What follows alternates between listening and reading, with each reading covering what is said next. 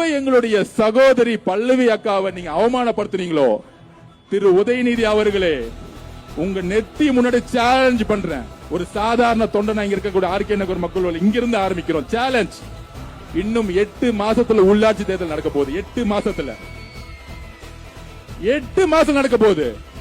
தைரியம் இருந்தா, தில் இருந்தா, 75 வருஷம் திமுகவா இருந்தா, பெரிய ஆழமா இருந்தா 25 மேயர்ல ஒரே ஒரு மேயரை ஜெயிச்சிருங்க. ஒரு மேயர், ஒரே ஒரு மேயர். இதே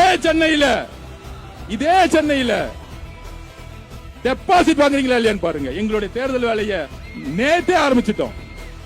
எங்க அவமானப்பட்டார்களோ, எங்களுடைய பல்லவி சகோதரி எங்க அவமானப்பட்டார்களோ, அந்த நொடியே நாங்கள் தேர்தல் வேலையை ஆரம்பிச்சிட்டோம். உங்களுக்கு பதில் கொடுக்கிறதுக்கு அடுத்த உள்ளாட்சி தேர்தல் ஒரே ஒரு மேயர் ஜெயிச்சிருங்க. அப்ப நான் ஒத்துக்கிறேன், நீங்க திமுக யாரால அசைக்க முடியாதுன்னு. ஒரு மேயர். இது நேரடியா எதிர்த்து ஸ்ட்ரெயிட்டா நெத்திய பார்த்து பின்னாடி பார்த்து பேசுறது இல்ல.